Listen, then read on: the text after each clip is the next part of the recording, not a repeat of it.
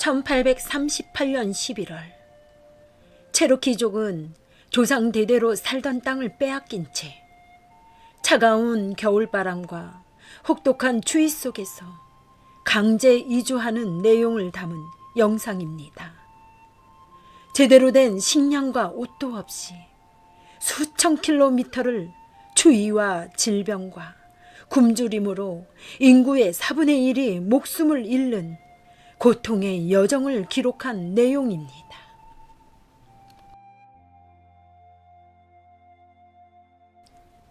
조지아의 새벽은 언제나 만물의 근원이 내뿜는 푸른 숨결로 가득했습니다.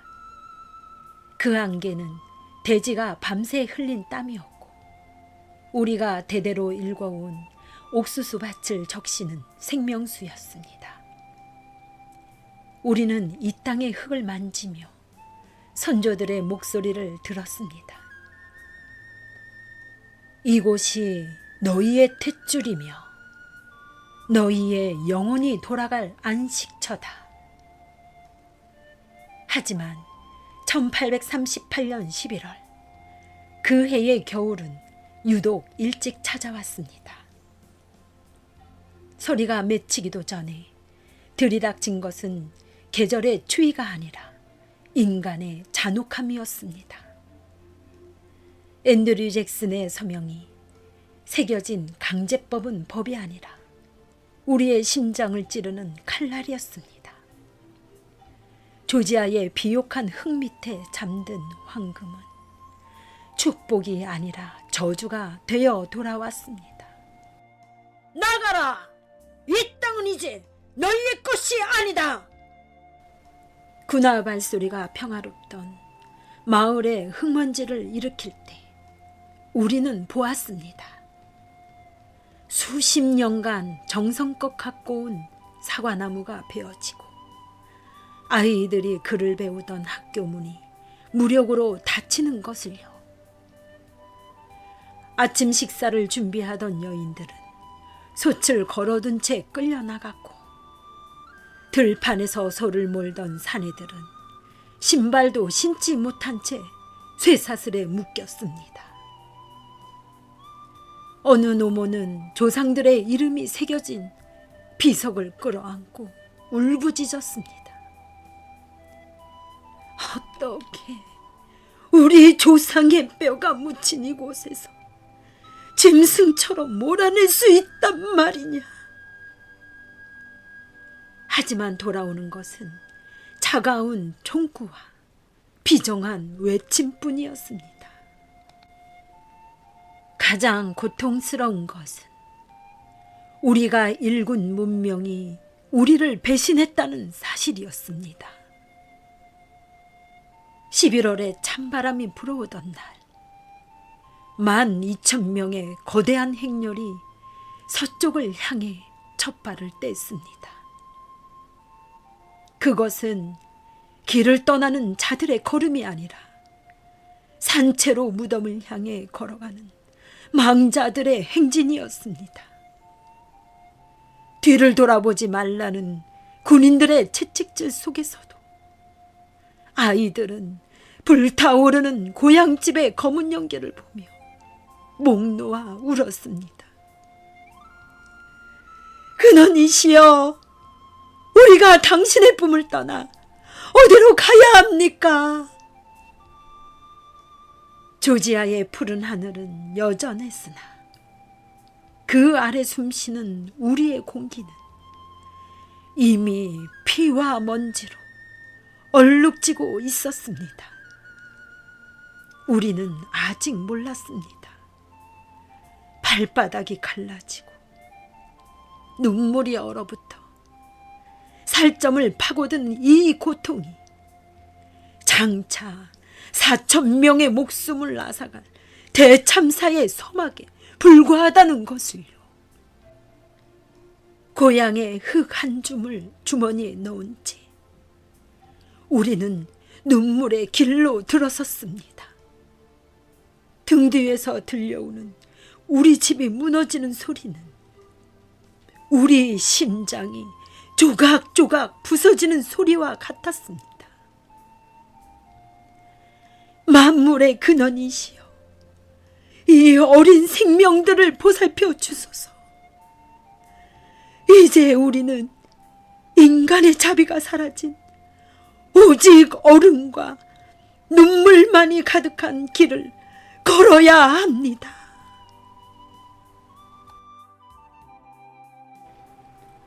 행렬이 시작된 12월의 새벽은 이미 죽음의 농도가 짙게 배어 있었습니다.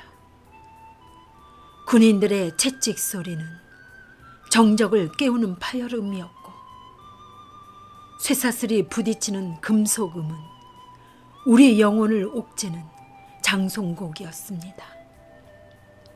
움직여라! 쉬지 말고 걸어라! 그들의 외침은 차가운 바람보다 날카롭게 살점을 파고들었습니다.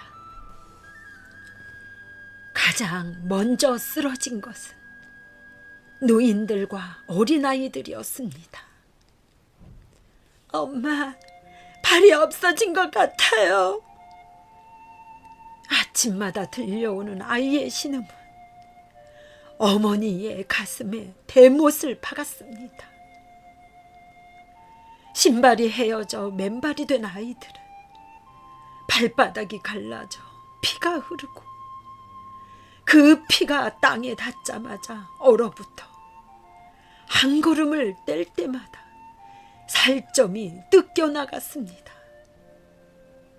그 처절한 고통 속에서도 아이들은 울 힘조차 없어 그저 창백한 입술만 파르르 떨 뿐이었습니다.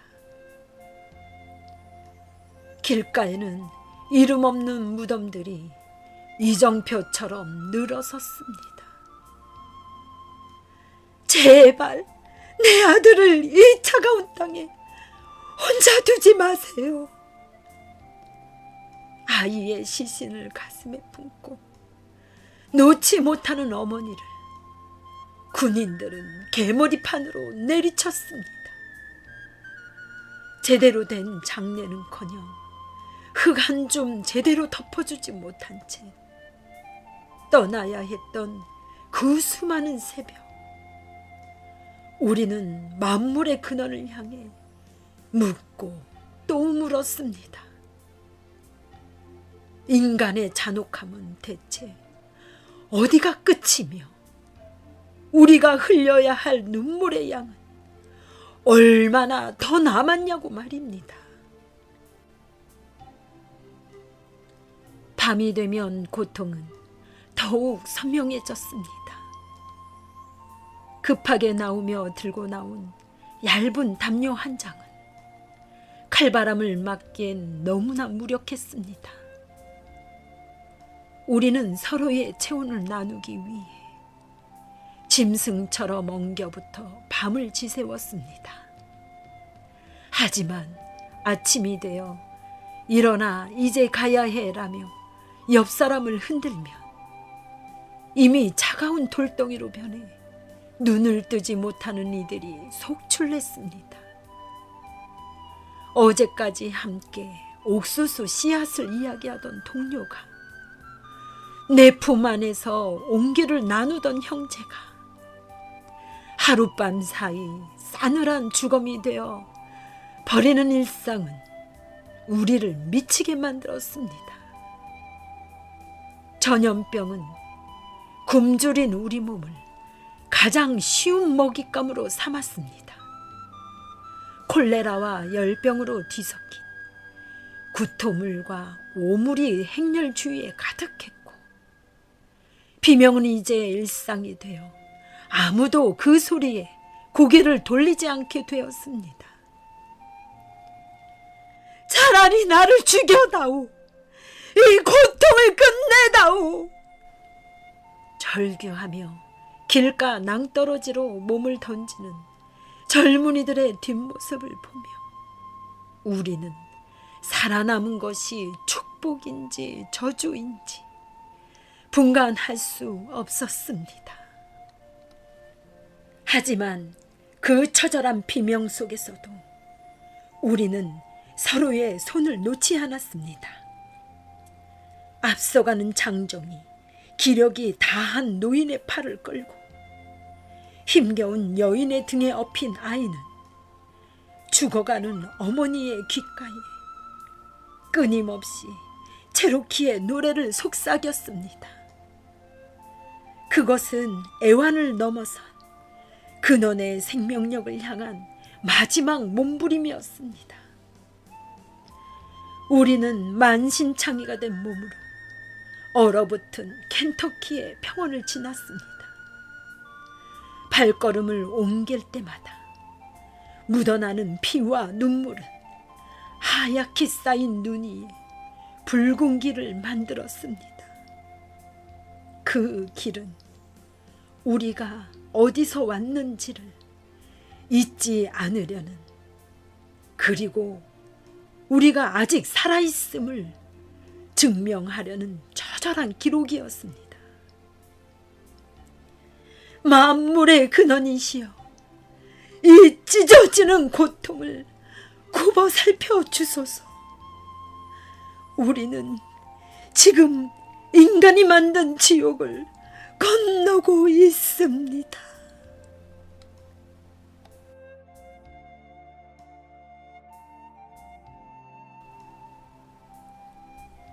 (1838년의 12월은) 신조차 외면한 달이었습니다. 행렬이 미시시피 강기슬에 닿았을 때 우리 앞을 가로막은 것은 자비로운 강물이 아니라 거대한 죽음의 덫이었습니다. 강은 이미 거대한 얼음판으로 변해 있었고 그 위로 몰아치는 북풍은 살점을 도려내는 칼날이 되어 우리를 덮쳤습니다. 강이 얼어붙었군요. 더 이상 나갈 수 없습니다. 군인들은 우리를 강가 발판에 몰아넣었습니다. 뗏목을 기다리는 수주간의 노수, 그것은 산채로 얼음 무덤에 갇히는 형벌이었습니다.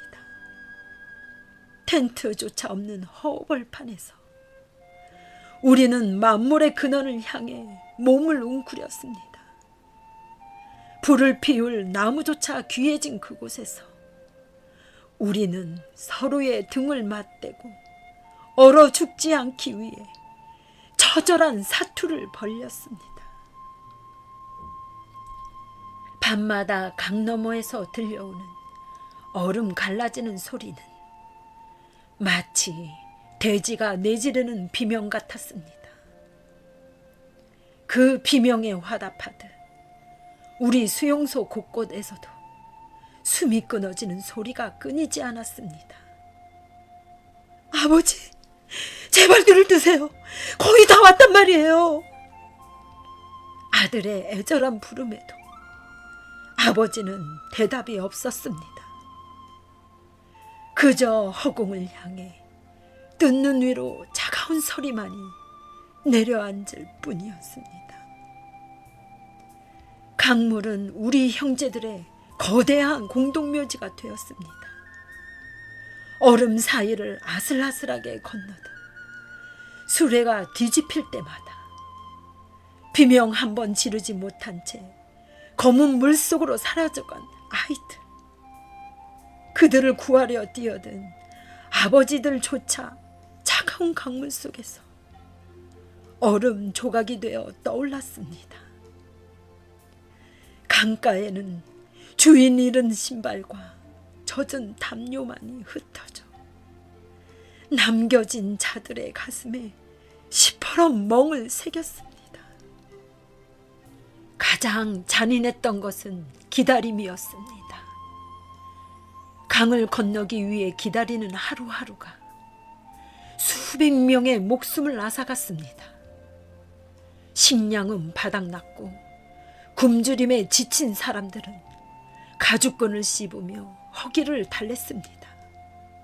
전염병은 얼음장 같은 추위 속에서도 끈질기게 우리를 괴롭혔습니다. 설사와 고열에 시달리며 눈 위에서 죽어가는 동료의 손을 잡아주는 것 외엔 우리가 할 수 있는 일은 아무것도 없었습니다. 주장 존 로스의 아내 쿼티가 숨을 거둔 것도 바로 이 얼음의 지옥에서였습니다.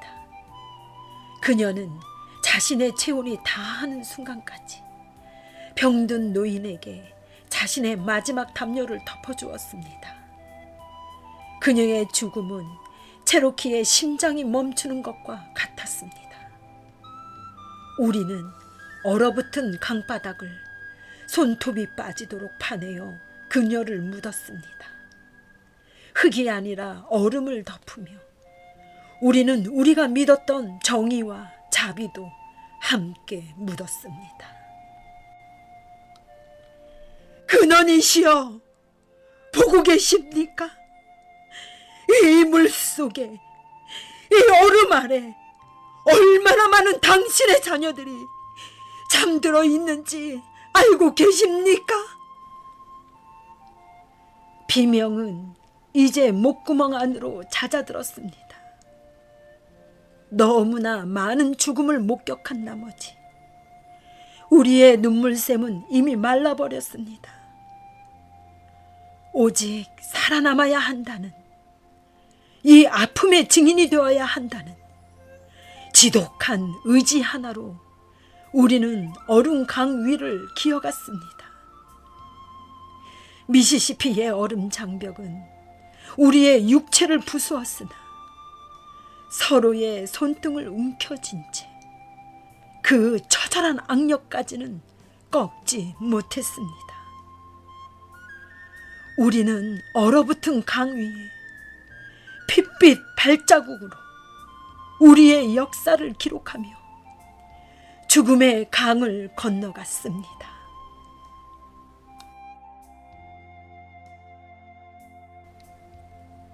(1839년 2월) 죽음의 행진은 끝이 보이지 않는 어둠 속을 지나고 있었습니다.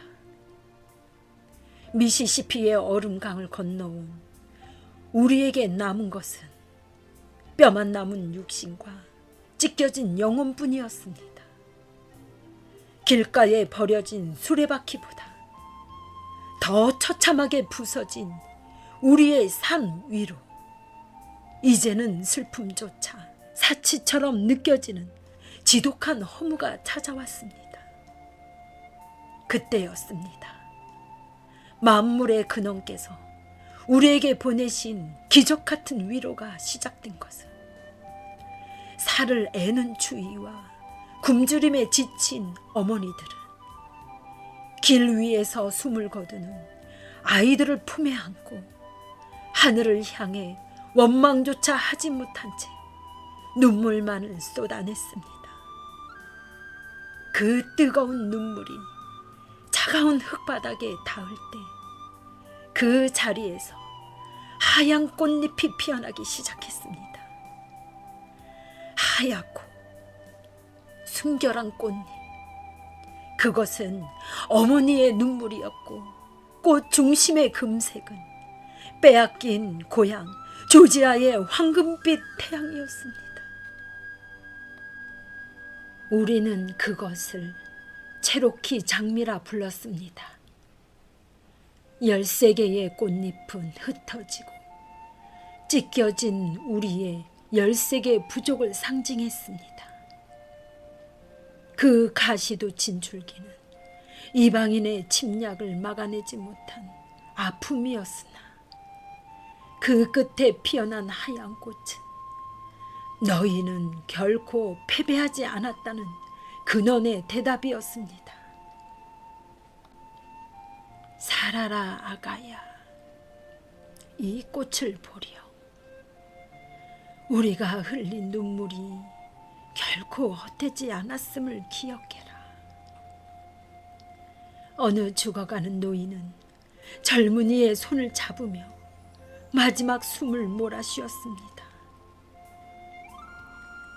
우리의 육신은 이 길 위에 썩어 한 줌의 흙이 되겠지만 우리의 영혼은 이 장미가 되어 매년 봄마다 고향의 바람을 노래할 것이다. 그러니 절망하지 마라. 근원은 우리를 잊지 않으셨다. 비명은 이제 나지막한 찬송이 되었습니다. 아이를 잃은 어머니는 다른 아이의 손을 잡았고, 남편을 보낸 아내는 병든 노인의 지팡이가 되었습니다. 우리는 서로의 상처를 핥아주는 짐승처럼, 그러나 성스러운 순례자처럼 다시 발을 뗐습니다.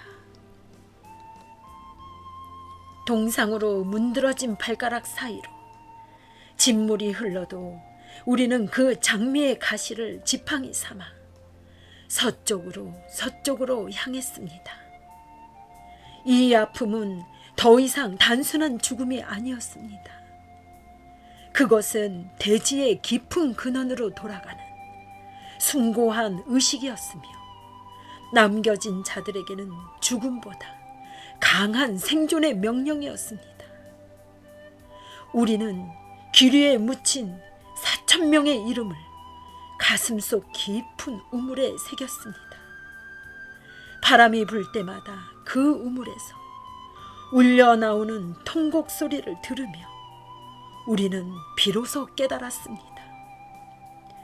우리의 육체는 쇠사슬에 묶일 수 있어도 장미처럼 피어나는 우리의 영혼은 그 누구도 가둘 수 없다는 것을요. 핏빛 눈길 위로 하얗게 피어나던 그 장미는 어둠 속에서도 길을 잃지 않게 비춰주는 우리의 유일한 등불이었습니다.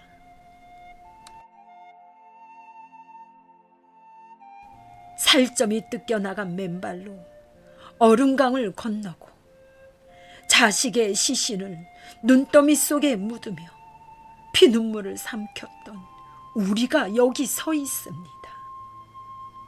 이것은 인간의 힘이 아닙니다. 우리의 혈관 속에 흐르는 대조선, 그 고결한 천손의 기상이 우리를 일으켜 세운 것입니다. 만물의 근원이시여, 당신께서는 왜 우리에게 이토록 잔인한 시련의 잔을 마시게 하셨습니까?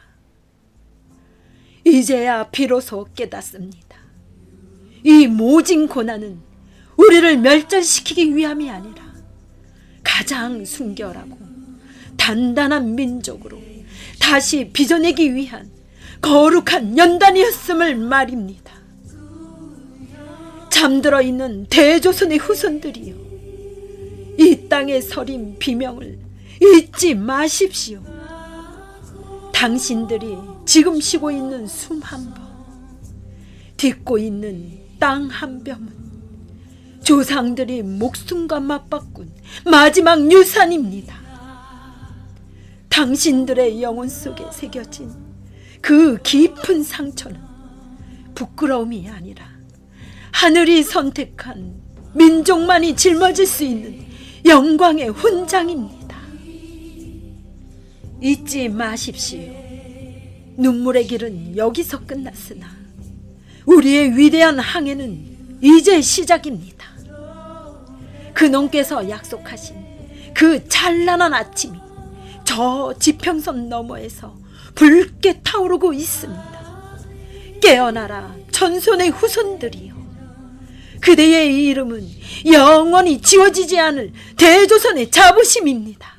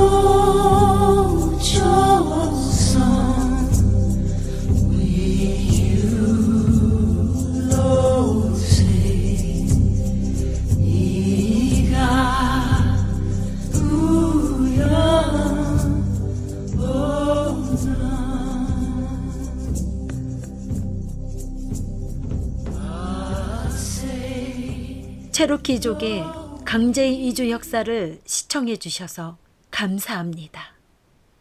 다음 편에서 뵙겠습니다.